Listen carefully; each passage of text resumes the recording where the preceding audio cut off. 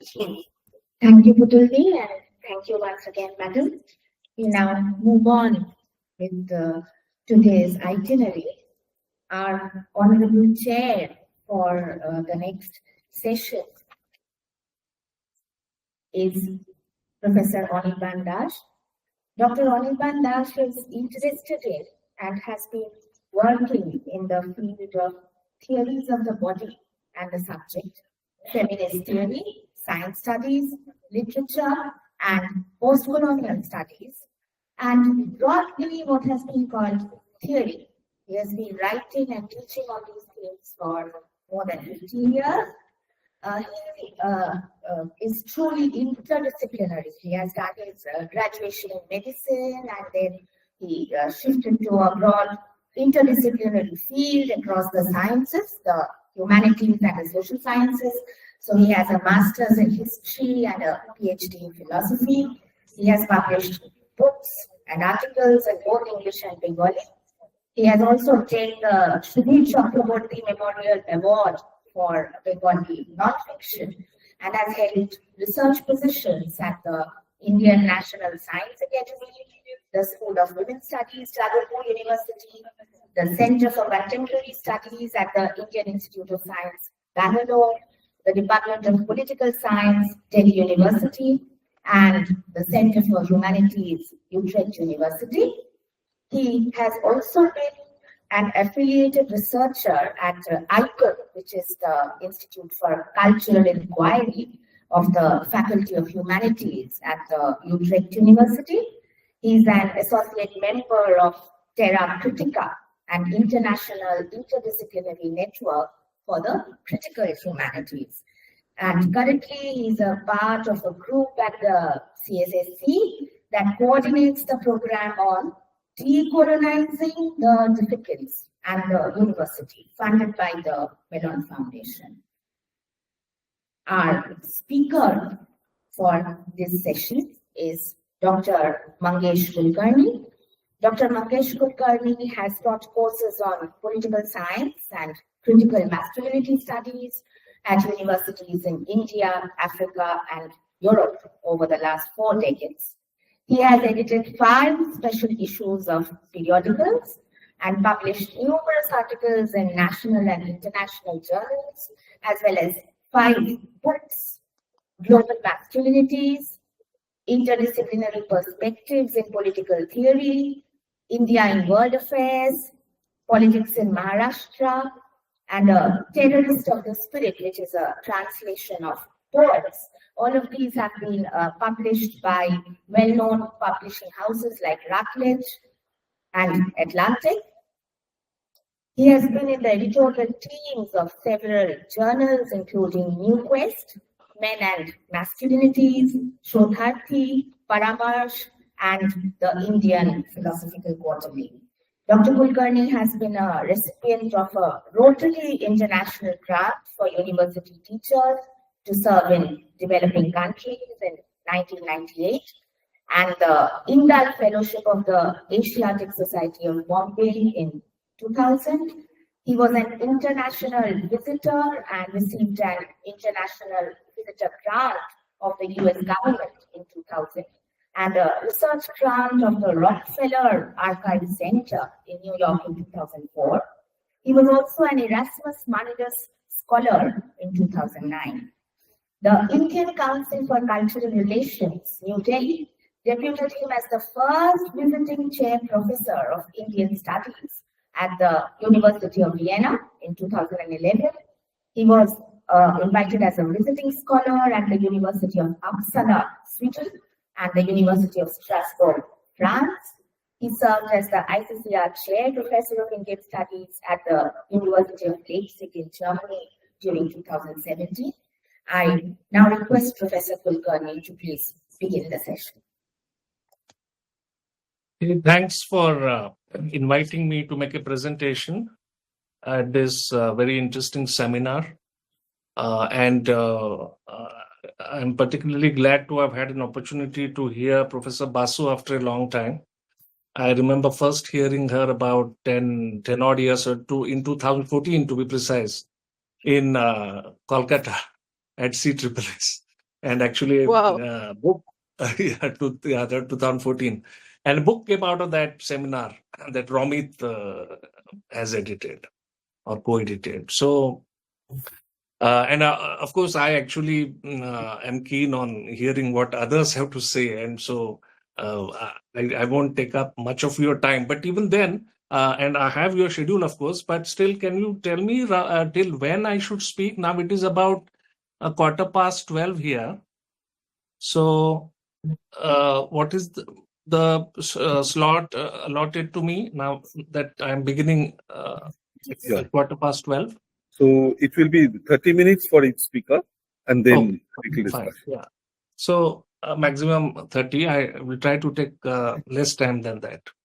Now, of course, I had no idea as to what Professor Basu would be saying, because I don't think we had any abstract circulated, etc. So naturally, what's now going to happen is that perhaps there will be a little bit of overlap, but I think that should be okay, because that overlap will chiefly pertain to certain key concepts, and certain key issues that she has flagged, and which we need to, revisit.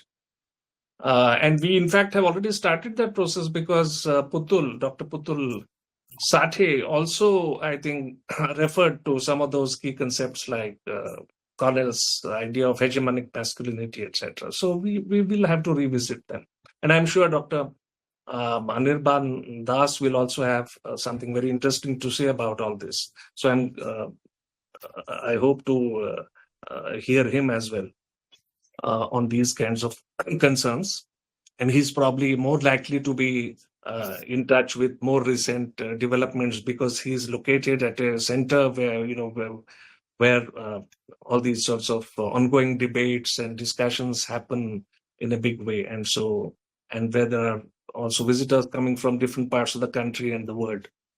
So, fine. Having said that, I mean, let me say something which is, in fact, quite obvious, but I think it needs to be said, which is that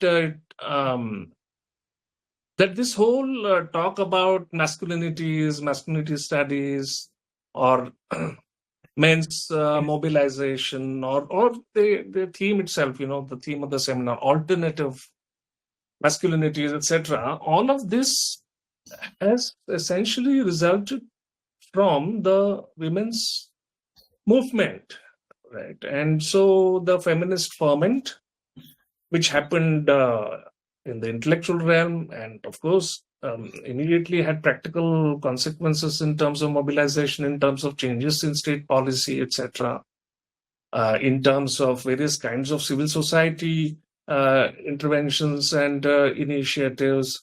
So, feminism and women and the women's movement, or different strands of the women's movement in different parts of the world, now they are definitely at the root of this entire whole business of talking about masculinities, trying to change masculinities, etc.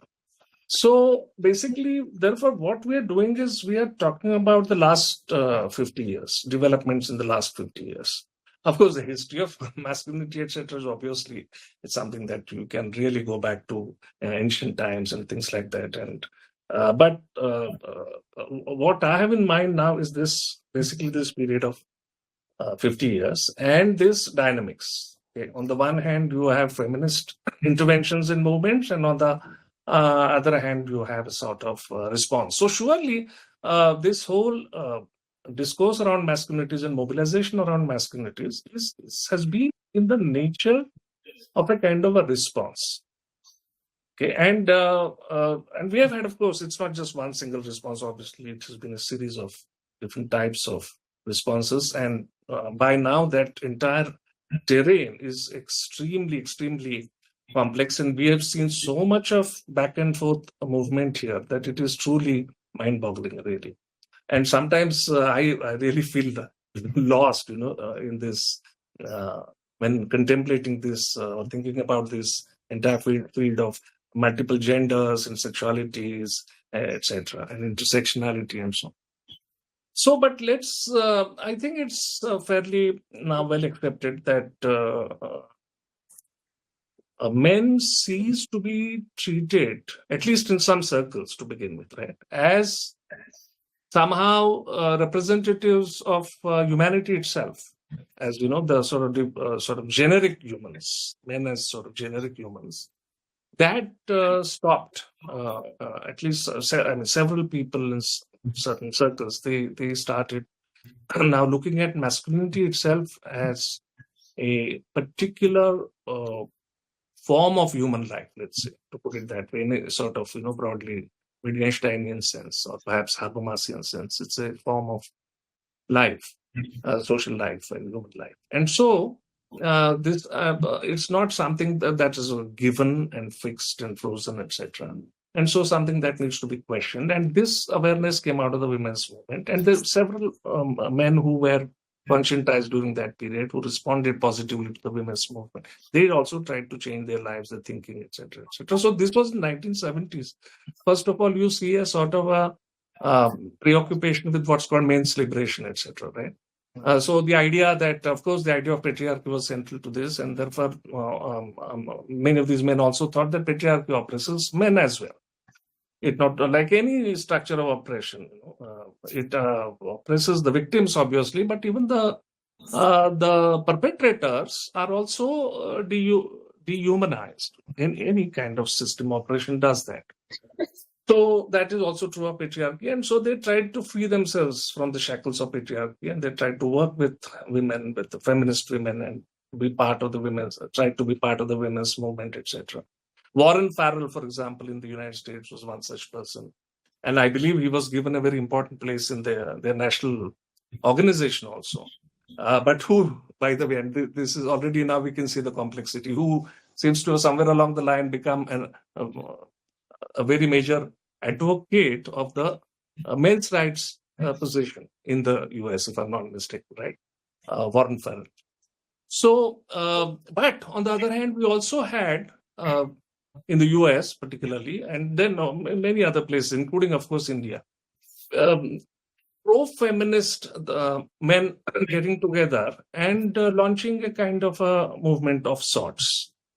NOMAS in the United States perhaps is the biggest such organization which has existed through the 80s and up to now and so on. It's called National Organization for Men Against Sexism. Right? Yeah, NOMAS, National Organization for Men Against Sexism. So, and we have, of course, references were made to it. This Mumbai-based organization, which was started in the 90s, that is Men Against Violence and Abuse. So, and it's interesting to see, how these types of mobilization and how these kinds of organizations emerged. Not really, from what I can see, really not as copycat phenomena. I mean, this Mawa, for example, has its own type of distinctivity, which I have witnessed it. I used to be in Mumbai in those days, and I have at certain points interacted very closely with them. So Mawa, or later on elsewhere in the north and in Delhi, we had this Center for Health and Social Justice. I mean, it's particularly reminded of that when Professor Basu talked about health issues and so on. So Center for Health and Social Justice, they eventually, many of you might know, helped organize a major global symposium, with the people from nearly about 1,000 people from about 100 countries, from various sectors, from the academic field, from activism, from even government people. I remember even from maybe one or two from the armed forces and so on, participating in that symposium, which was basically a pro-feminist kind of forum, which had brought together all these people, including Professor Basu. I think I remember hearing that. And that too was in 2014, right? And in fact, this book has come out of it. This book, which I happen to have edited, it's called Global Masculinities. I published that at least around 2018-19. So this, I think, is perhaps the first and so far the only book to have come out of the Global South, though it includes, its coverage is not restricted to the Global South. Anyway, so there's been a lot of this sort of mobilization that has happened, and this conference itself was essentially the second conference of that was actually sponsored by a huge network, international network of networks, right, which is based in Washington, D.C. And that's called Men Engage Global. And there are regional networks, like there's a network in South Asia and so on. And so this is a network of networks that has its headquarters there in Washington, D.C. And all this started, say, about 20 years ago. And they had their first conference in Brazil, and then the second one here, and the third one, because of COVID, was held online and so on. So they are active, in very many ways. So there is and they are, as I said, they function in a sort of pro-feminist framework. So the whole idea is to precisely promote what we have been calling alternative masculinities. But the question is, when you say alternative masculinities, what if, you have to think of something to which it is an alternative. What is it which we are trying to reject, or to which alternatives are being sought? For example, if communism was supposed to be an alternative to, say, capitalism, etc. So in that sense, obviously, it's hegemonic masculinity. So that brings us back to that idea. I won't revisit the idea of masculinity, but except to very quickly say that, Connell in the 80s, in fact, exactly 40 years ago, Connell and his colleagues came up with this idea, R.W. Connell, who was then a man, in that sense, kind of seemed like a cisgender man then. R.W. Connell, the Australian sociologist of education, in fact, that was originally his area. And there they he talks of masculinity in this book. This, I think, is the single best book to read, even today, Masculinity, is by R.W. Connell. So this idea of hegemonic, of masculinity itself, as, to him, it's a place in gender relations, and the practices through which people engage that place in gender, and the effects of those practices on bodily experience, personality, and culture. Now, if you ask me, this is actually not just, even femininity can be defined this way, right? But anyway, so we'll treat this as something, a useful way of looking at an open-ended, non-essentialist, politically sensitive, way of looking at capturing the dynamics and fluidness of masculinities across time and space. And then hegemonic masculinity becomes, if you look at it from this angle, through this lens, then it's any configuration of gender practices that at any given point of time in a particular location best serves the cause of maintaining patriarchy, which is the structural patriarchy is, of course, a system which structurally entrenches the domination of mainly heterosexual, historically, it has been like this, which entrenches the domination of heterosexual men over women, children, and others, like, say, gay people, etc. So that is what hegemonic masculinity is. And so that itself is not something which you can, specify in advance. It's something that changes. I want to give you just one example from the Indian context. I think one of the most brilliant scholars who has worked on Indian masculinities is Sanjay Srivastava. He's a sociologist, currently UK. And he has done, I think, some of the most interesting work on masculinity has come from his field work that he, basically his work, it's evidence-based, fieldwork-based kind of research that he does. And one of the things that I think his earliest book was on the Doon School and the construction of a particular type of modern, Indian masculinity, the project of constructing a certain kind of masculinity there. And there he talks about the kind of masculinity that was being constructed in terms of, he calls it sort of, I think the term uses epistemic masculinity, epistemological, epistemic masculinity. I mean, there's nothing philosophical about it in that sense. It's not epistemology as a branch of philosophy.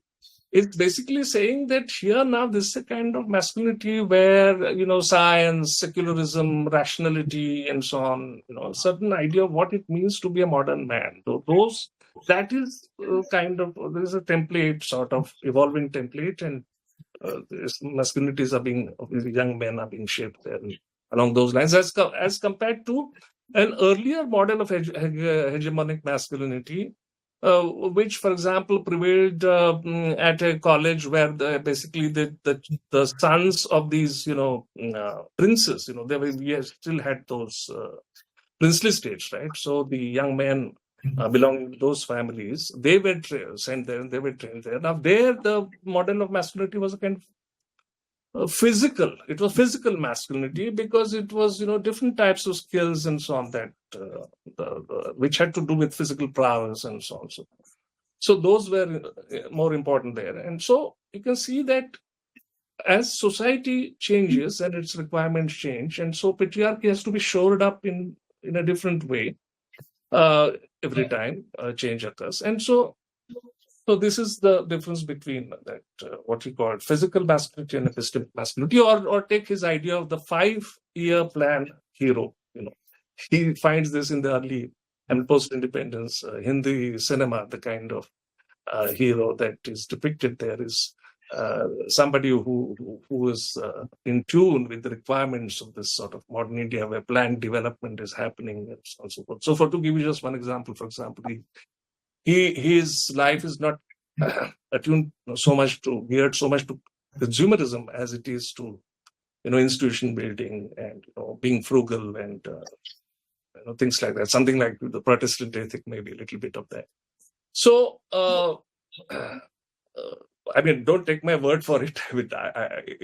You read his own work and find out for yourself what exactly he's saying, because I might be just perhaps simply oversimplifying. So, but that is what it is. So, so hegemonic masculinity itself is something that keeps on changing, and so the search for alternatives also has to keep on changing, right? And the other thing is, it is easy to fall into certain traps, I think, when we talk of alternative masculinities or non-hegemonic masculinities. That, I think, is very important, because basically the question we have to ask is are these so-called alternative masculinities, are they really anti-patriarchal, or are they truly liberatory, emancipatory in the broader sense? I mean, to give you an example, give you some examples. I remember interviewing this person who is a gay activist and perhaps I'm surely a pioneer in India, at least in this part of the country, Mumbai, etc. And generally, I think in India, he played a pioneering role in championing the gay cause and so on. And so he's done a lot. He's been a sort of institution builder and so on. Now, I interviewed this person and I realized that he was, and I had already heard about this, but I could now clearly see the evidence that he was somebody who subscribed to a certain chauvinist kind of nationalist sort of a position, which is then, it wasn't that dominant then, but it is now extremely, I mean, the reigning kind of a sort of ideology. So that doesn't, being heterosexual doesn't necessarily mean that, you are progressive along other axes, that you represent some sort of a thinking that is necessarily going to lead to liberation in the broader sense.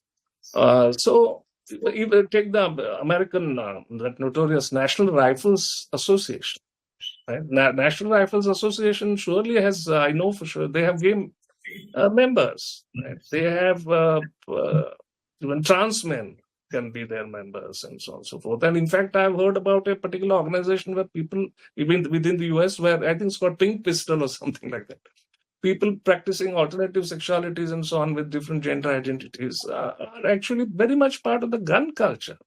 Now, unless you think gun culture is liberating, US style gun culture. I mean, so therefore, being non-heterosexual doesn't guarantee that what the kind of form of masculinity you're pursuing is essentially liberating, etc.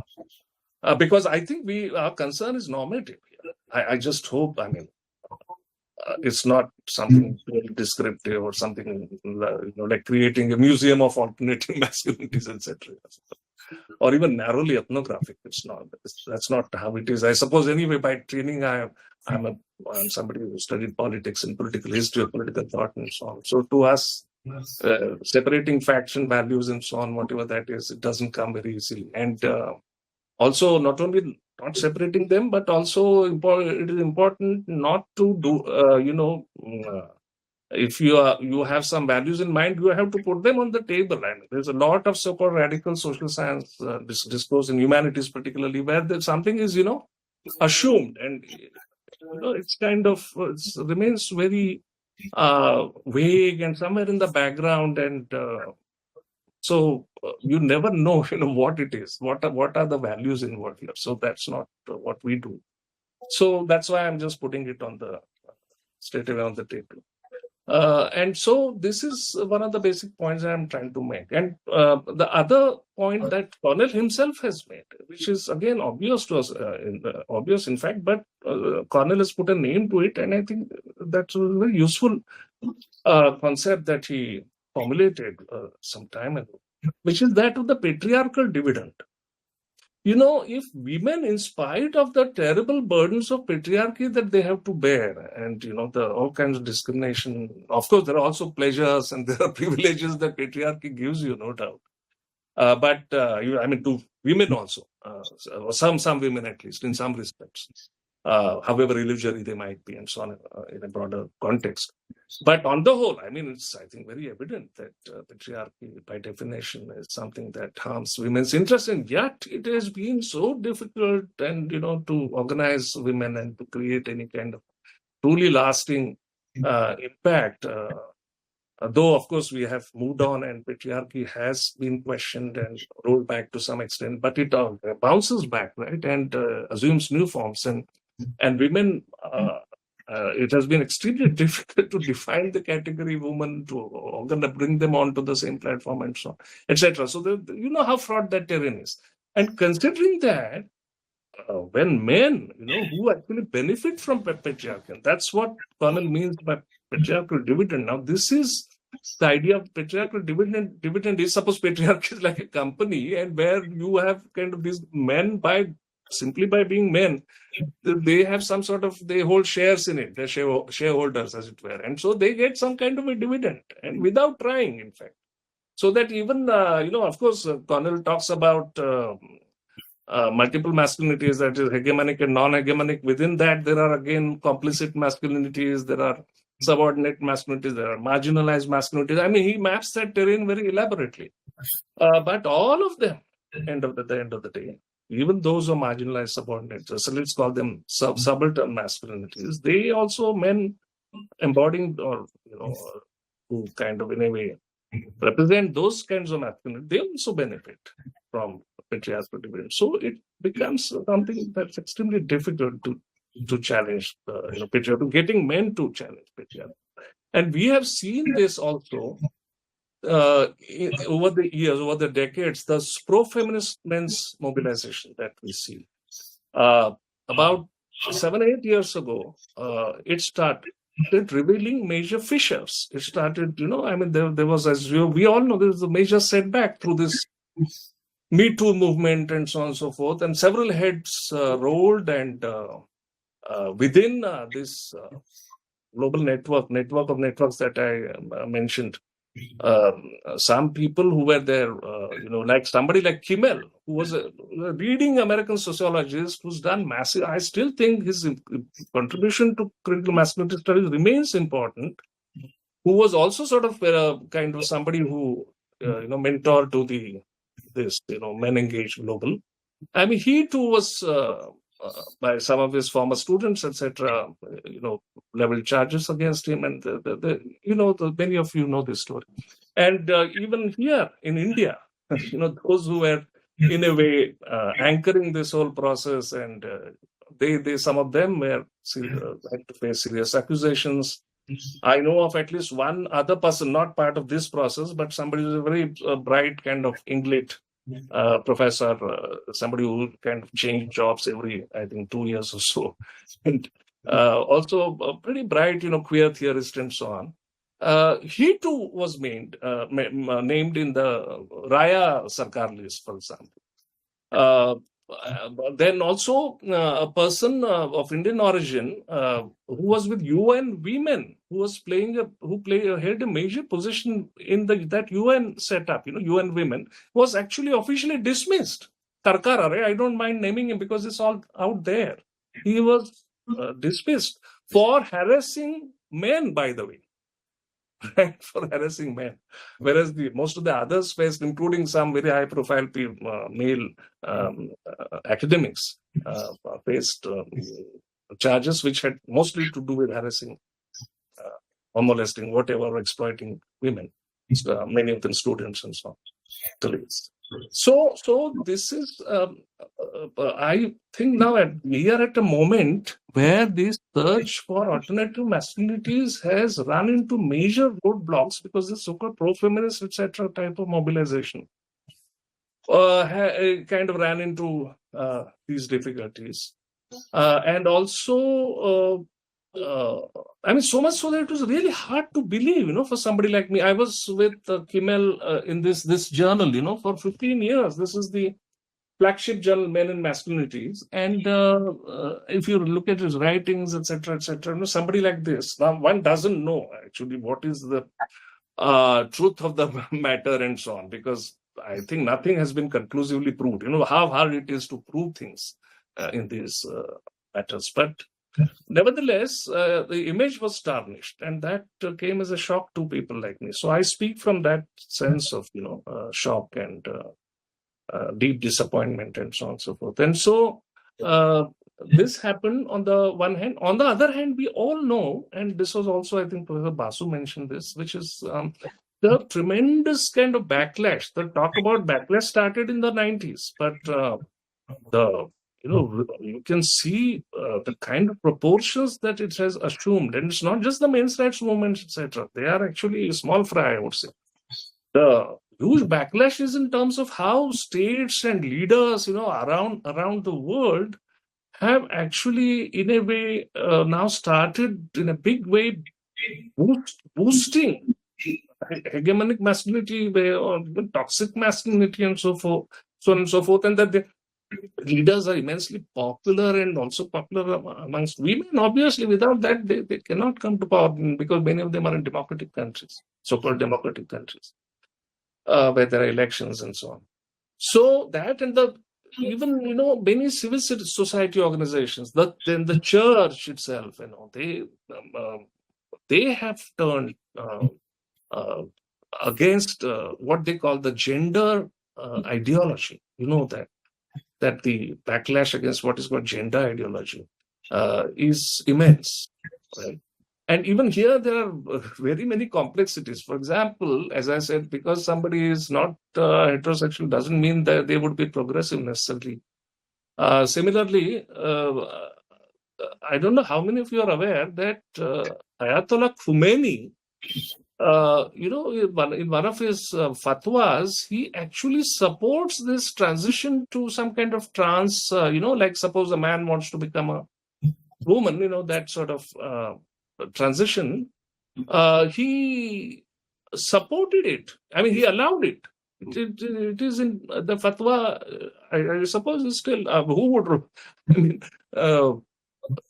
sort of nullify fatwa issued by Ayatollah Khomeini, as long as the Islam is there. So this is an extremely complex terrain. But the overall tendency has been against what's called gender ideology. Gender ideology is what all of us, what they mean by gender ideology is what most of us stand for here.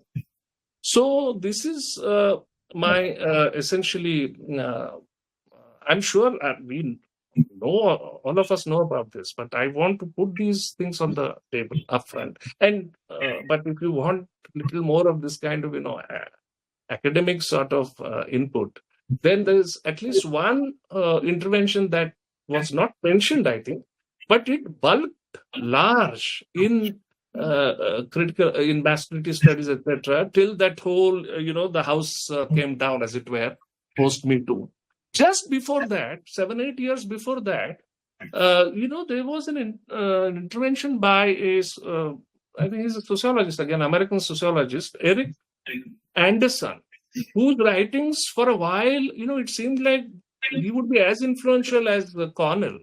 He came up with the idea of inclusive masculinity. And to put it, because I have just a minute or two left, basically he was saying, and he was talking about, of course, certain circles within the Anglo-American world and so on. And so he was saying that traditional kind of hegemonic masculinity is waning, and especially because of the homophobia is not what it used to be.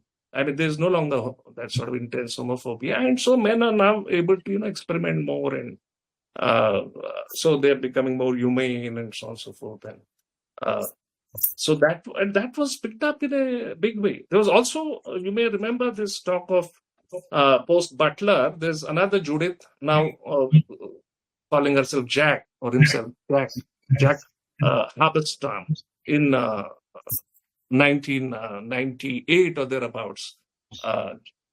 Then then this person was called Judith Habestam published a book, a very widely read book called Female Masculinity. So then 10 years down the line, Jean Noble publishes a book called Masculinities Without Men and so on. Okay, so this is that so-called post-structuralist sort of, playing around with different types of identity and inhabiting and, exiting from and inhabiting, exiting from one type of identity, inhabiting some other kind of identity, and so on. All of this in the, the late capitalist academic and sort of that sort of sphere. So there have been these different types of masculinity. And finally, also, let me just say, this is, of course, a peculiarly American phenomenon.